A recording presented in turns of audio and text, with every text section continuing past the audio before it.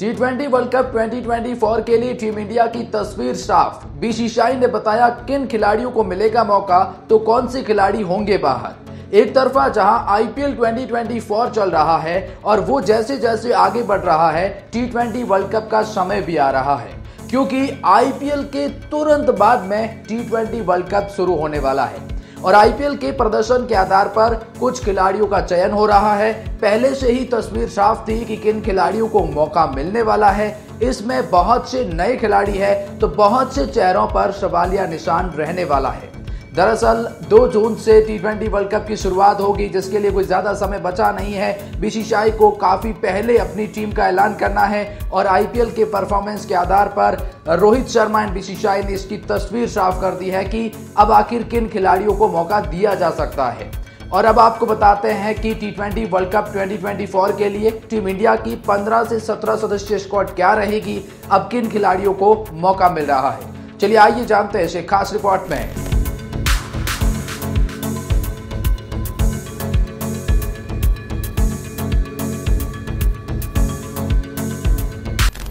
तो जी हाँ, जैसे जैसे वर्ल्ड कप नजदीक आ रहा है, टीम इंडिया के फैंस का बेसब्री से इंतजार T20 वर्ल्ड कप के स्क्वाड को लेकर है और आज हम आपको उस स्क्वाड के बारे में बताएंगे जिसकी तस्वीर खुद बीसीसीआई ने साफ कर दी है।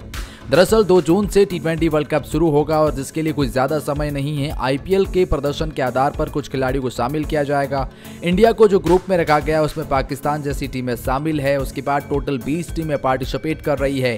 कई सालों का शूका टीम इंडिया के साथ में है और उसे इस बार रोहित शर्मा की कप्तानी में टीम इंडिया जरूर खत्म करना चाहेगी। पहले बता दें कि रोहित शर्मा ही कप्तानी करने वाले हैं। इसकी तस्वीर बीसीसीआई ने बहुत पहले साफ कर दी थी, बहुत पहले, कि भाई रोहित ही कप्तान होंगे, हार्दिक पांड्या उप कप्तान होंगे और उसके साथ में विराट कोहली के सिलेक्शंस पर सवाल छोड़ दिया था, लेकिन अब हो गया है कंफर्म। बताते हैं आपको कौन से होंगे वो 15 से 17 सदस्य जो बनाएंगे उस टीम में जगह। इस लिस्ट में सबसे पहले पायदान पर नाम यशस्वी जायसवाल का आता है। यशस्वी जायसवाल पिछले कुछ समय से भारतीय क्रिकेट टीम के महत्वपूर्ण खिलाड़ियों में गिने जा रहे हैं।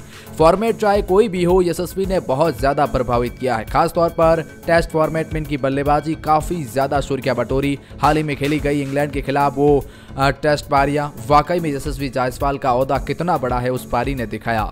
T20 फॉर्मेट में भी ये बहुत कमाल की बल्लेबाजी करते हैं, चूंकि जेज बॉल के लिए तो जाने जाते हैं। पावर प्ले में चल गए तो पूरे पावर प्ले को ही ये डोमिनेट करके अपने आप को दिखाते हैं। इसलिए यशस्वी जायसवाल का इस स्क्वाड में सबसे पहले पायदान पर नाम आना भी स्वाभाविक है और यशस्वी जायसवाल टीम इंडिया के लेफ्ट एंड राइट कॉम्बिनेशंस के लिहाज से रोहित शर्मा के साथ में ओपनिंग स्लॉट में बहुत खूब दिखेंगे। क्या खूब जोड़ी जमेगी जब ये दोनों मैदान पर उतरेंगे। दूसरे पायदान पर Rohit Sharma as a captain का नाम आता है। अब रोहित शर्मा का नाम आता क्यों है ये बताने की जरूरत नहीं है। ये कप्तान है और टीम इंडिया को लीड करने वाले हैं। ओपनिंग स्लॉट में इनका नाम है रोहित शर्मा, हिटमैन के नाम से जाने जाते हैं। आईपीएल में इनका प्रदर्शन काफी शानदार रहा है। जो सवाल उठा रही थी कि रोहित T20 में अभी वैसी बल्लेबाजी कर नहीं पा रहे हैं, उन्हें बता दिया गया कि रोहित शर्मा, हिटमैन वैसे अब अच्छी फॉर्म में है। रोहित शर्मा ने ये दिखाया है बहुत बार T20 फॉर्मेट में कि वो आक्रामक अंदाज में बल्लेबाजी कर सकते हैं। अच्छी स्ट्राइक रेट है। कप्तानी के तौर पर रोहित के ऊपर बहुत बड़ा प्रेशर रहेगा टीम के सिलेक्शंस को लेकर, आगे जाके T20 वर्ल्ड कप को लेकर भी।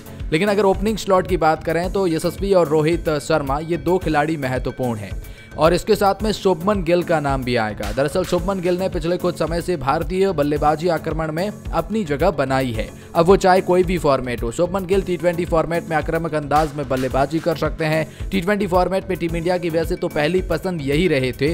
यशस्वी जायसवाल ने हाल ही में इतना ज्यादा प्रभावित किया कि उनसे ऊपर नाम T20 में यशस्वी का आने लगा है। लेकिन शुभमन गिल भी लाजवाब है, कमाल है। गुजरात टाइटंस की कप्तानी कर रहे हैं। टीम इंडिया के मिडिल ऑर्डर को भी संभाल सकते हैं। अभी ओपनिंग स्लॉट में उतरेंगे या मिडिल ऑर्डर में देखने वाली बात होगी, या इनको बेंच पर बैठना पड़ेगा, वो अलग बात है। लेकिन इनका उस स्क्वाड में नाम जरूर आएगा। हो सकता है ये रोहित के साथ ओपनिंग स्लॉट में ही नजर आ जाए, वो अलग बात होगी। बाद में प्लेइंग 11 क्या होगी, लेकिन स्क्वाड की देखेंगे ना तो शुभमन गिल नाम जरूर बनाते हैं। आक्रामक अंदाज है, आईपीएल में अच्छी बल्लेबाजी करते हैं, शतक वीर है, ये शतक लगा चुके हैं आईपीएल में, बहुत लाजवाब है शुभमन गिल। इनसे अगर आप आगे बढ़ते हैं तो मिडिल ऑर्डर में विराट कोहली का नाम आता है। King Kohli, run machine Kohli. हाल ही में आईपीएल के प्रदर्शन के आधार पर विराट कोहली ने अपने ट्रोलर्स और हिटर्स को जवाब दिया कि वो T20 वर्ल्ड कप में क्यों सिलेक्शंस में प्रमुख भागीदारी निभाने वाले हैं। उन्होंने कहा कि मेरा नाम T20 वर्ल्ड कप जैसे प्लेटफॉर्म पर लिया जाता है।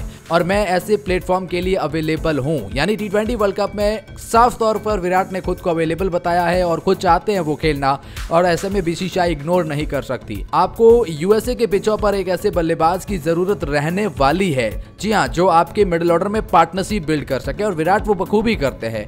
आईपीएल में ओपनिंग स्लॉट में आते हैं, पावर प्ले को डोमिनेट करते हैं, और हाल ही में जो विराट कोहली ने पारियां खेली है वो भी लाजवाब रही है, और उस लिहाज से विराट कोहली की प्रथम चॉइस में नाम आना चाहिए। विराट कोहली एक लेजेंडरी क्रिकेटर है, एक्सपीरियंस उनके पास में है, T20 फॉर्मेट में आक्रामक अंदाज में बल्लेबाजी कर सकते हैं, मिडिल ऑर्डर में पार्टनरशिप बिल्ड कर सकते हैं, स्ट्राइक रोटेशन की जो क्षमता विराट के पास है वो अदा किसी और के पास नहीं है, इसलिए मिडिल ऑर्डर में विराट का नाम आता है। इनसे आगे नाम सूर्या कुमार यादव का आएगा, एक ऐसा खिलाड़ी जिसने T20 में अपनी जगह अपने परफॉर्मेंस के आधार पर बनाई है।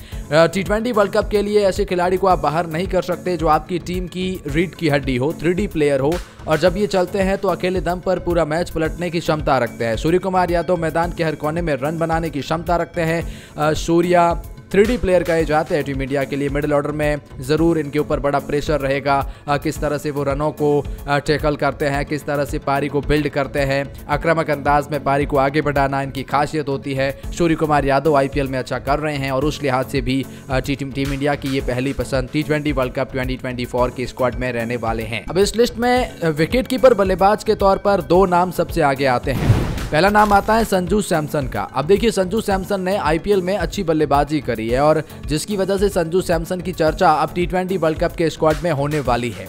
संजू सैमसन एक ऐसे बल्लेबाज है जो ज्यादातर मिडिल ऑर्डर में खेलते हैं और मैच को फिनिशिंग करने की भी क्षमता रखते हैं।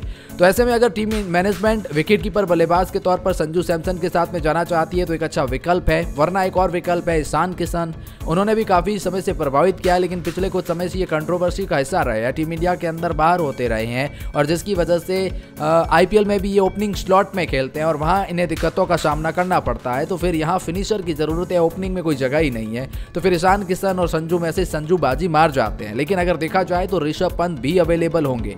अब ऋषभ पंत ने आईपीएल में वापसी कर ली है, वो विकेट कीपिंग कर रहे हैं और उसके साथ में वो बल्लेबाजी भी कर रहे हैं। हालांकि बल्लेबाजी में ऐसी फॉर्म टच नहीं आई है, लेकिन जैसे जैसे आईपीएल बढ़ेगा फॉर्म टच लय सब हासिल होते जाएंगे, और ऐसे में ऋषभ पंत खुद को अवेलेबल बताएंगे T20 वर्ल्ड कप के लिए टीम इंडिया के इस स्क्वाड में।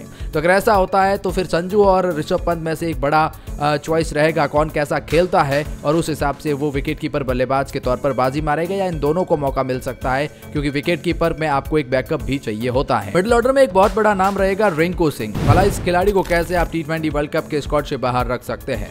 रिंकू सिंह को द फिनिशर के नाम से फिलहाल पहचाने जाने लगा है। रिंकू सिंह वो खिलाड़ी जिन्होंने आईपीएल में 5 गेंदों पर 5 छक्के लगाकर अपनी शुरुआत बटोरी थी। उसके बाद T20 में टीम इंडिया के लिए इंटरनेशनल मैचेस खेले, और जितने खेले इतना अच्छा प्रभावित किया इस खिलाड़ी ने, और दिखाया है कि इस खिलाड़ी के पास विराट कोहली वाली फिटनेस नजर आती है। इस खिलाड़ी का माइंडसेट बहुत तगड़ा है, ये खिलाड़ी बहुत ही आक्रामक अंदाज में आगे बढ़ता है, इसलिए रिंकू सिंह का भी उस लिस्ट में नाम आता है। हार्दिक पांड्या इस लिस्ट में अगला नाम है। हार्दिक पांड्या टीम इंडिया के लिए सही मायनों में 3D प्लेयर कहे जाते हैं, क्योंकि इनके बिना टीम इंडिया आधी अधूरी नजर आती है। हार्दिक पांड्या के पास वो वैरायटी है गेंदबाजी के अंदर, शानदार गेंदबाजी करते हैं, बल्लेबाजी ये शानदार करते हैं। हार्दिक पांड्या फील्डिंग एफर्ट अच्छा लगाते हैं, फिटनेस की इशू इनके साथ में रहती हैं, और सवालिया निशान ये है कि ये मुंबई के कप्तान बने हुए, वहाँ पर अभी तक इन्होंने ज़्यादा कुछ प्रभावित किया नहीं है, तो देखने वाली बात होगी। लेकिन सिलेक्शन इनका पक्का है, the 100% sure Hardik Pandya T20 world cup team India squad में रहेंगे। इनके आगे नाम शिवम दुबे का आता है। अब देखिए, शिवम दुबे को आप इग्नोर नहीं कर सकते, और इन्होंने जिस तरह से आईपीएल में प्रभावित किया है चेन्नई सुपर किंग्स के लिए, उसके बाद तो बिल्कुल भी नहीं कर सकते। और उससे पहले भी टीम इंडिया के लिए जो मुकाबले खेले, शिवम दुबे बल्ले से आक्रामक दिखे है, जो रवैया इन्होंने अपनाया है, जो बल्लेबाजी का अटैकिंग मूड इन्होंने अपनाया है, बेशुमार दिखे हैं। तो यहाँ पर आप ये कह सकते हैं कि शिवम दुबे अगर गेंदबाजी अच्छी करते हैं तो और अच्छा मिल जाएगा, लेकिन जब ये शॉट लगाते हैं तो युवराज की याद दिलाते हैं। उस लिहाज से और उन सभी मायनों में शिवम दुबे का नाम उस लिस्ट में सबसे आगे आ जाता है। इनके आगे नाम रविंद्र जडेजा का आएगा। 3D प्लेयर के तौर पर ऑलराउंड प्रदर्शन के आधार पर सही मायनों में रविंद्र जडेजा टीम इंडिया की पहली चॉइस बन जाते हैं, लेकिन रविंद्र जडेजा को टक्कर मिलेगी अक्षर पटेल से भी। देखने वाली बात है कि अक्षर पटेल और रविंद्र जडेजा, इन दोनों में से आईपीएल किसका अच्छा जाता है।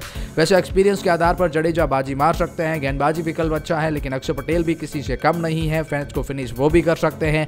आपकी राय में कौन, जडेजा या अक्षर, कमेंट में जरूर बताइएगा, या दोनों तो हो नहीं सकते क्योंकि स्पिन डिपार्टमेंट में आपके पास 2 गेंदबाज पहले से ही है। एक का नाम कुलदीप यादव है, बहुत ही कमाल के गेंदबाज है, चाइना मैन गेंदबाज है, आईपीएल में जिस तरह की गेंदबाजी करी वो भी कमाल है, और उससे पहले भी टीम इंडिया के लिए T20 मुकाबले खेले हैं, टेस्ट मुकाबलों में शानदार रहे हैं। तो चाइना मैन गेंदबाज को आप इस वक्त जो वो अपनी पीक फॉर्म में है उन्हें बाहर नहीं रख सकते, इसलिए इन्हें आप कह सकते हैं कि कुलदीप यादव का नाम पक्का है। लेकिन उसके साथ में रवि बिश्नोई का नाम भी पक्का है, क्योंकि कमाल का खेल इन्होंने भी पिछले कुछ समय से दिखाया है। रवि बिश्नोई जिनके पास गुगली बहुत शानदार है और जिन्होंने युजवेंद्र चहल को परफेक्ट रिप्लेसमेंट के तौर पर पेश किया है, तो रवि बिश्नोई को भी आप उस स्क्वाड से तो बाहर बिल्कुल भी नहीं कर सकते हैं। रवि बिश्नोई भी आपकी पहली चॉइस बन जाते हैं, इसलिए रवि बिश्नोई उस स्क्वाड में रहेंगे।